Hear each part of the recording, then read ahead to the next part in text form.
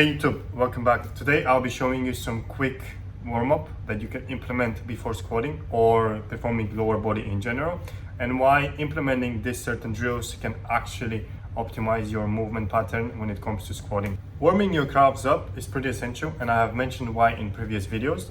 Let's just summarize by saying that they have something to do with pretty much every range of motion that we can go through with our lower body.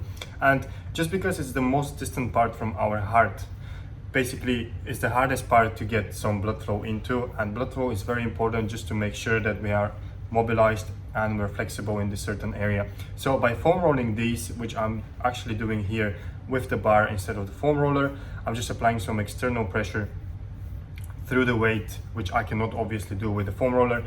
Therefore, I'm using the bar. Now, the aim of the bar is basically just to do myofascial release, which will get some blood flow towards this particular muscle group and therefore will increase its mobility. Moving upwards towards the thighs, we need to ensure that our knees are stable because they're very important when it comes to them traveling during the squat. And the only way we could keep them locked without doing any other form of movement apart from flexion and extension is by ensuring that our adductors and abductors are strong enough to keep the knee locked. If they are not, this means that they might not have enough blood flow, which therefore could result in the knee traveling either inside or outside when we are squatting. And this is not really optimal because the knee is not really supposed to move in these certain motions and therefore could potentially lead to some discomforts in the long term. Warming up your quad muscles is also pretty important, and this is why I'd like to go for the wall sit before I squat every time, with the main objective here is to have the foam roller in between my thighs, which I am squeezing in the same time as I'm holding this position. And the main objective here is to basically get some blood flow towards my quad muscles, which will be the main stabilizer when I'm actually squatting.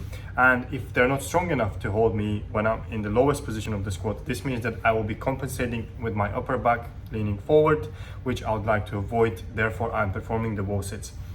The objective of the foam roller being in that position is just so I am ensuring that I'm really warming up my adductors, which will also, as I mentioned already, contribute towards my knee stabilization. The last drill that I'd like to do before going to squat is focusing entirely on my hip flexors along with my lower part of the abdominals. And the main objective of focusing the hip flexors is basically we need them to be warmed up and have a sufficient amount of blood flow because they're usually an underutilized muscle and a lot of people are neglecting it. If we do warm up the hip flexors, this means that they have sufficient amount of blood flow and therefore we are pretty much avoiding the lower back discomfort, which could potentially occur if we're squatting and they are not utilized in the proper way. So the objective of this exercise is to lay down on the floor while my lower back is in touch with the ground, and as I keep my lower back there, I am locking my knees and I'm just trying to go as high as I can, as quick as I can, and alternating left and right leg up in the air.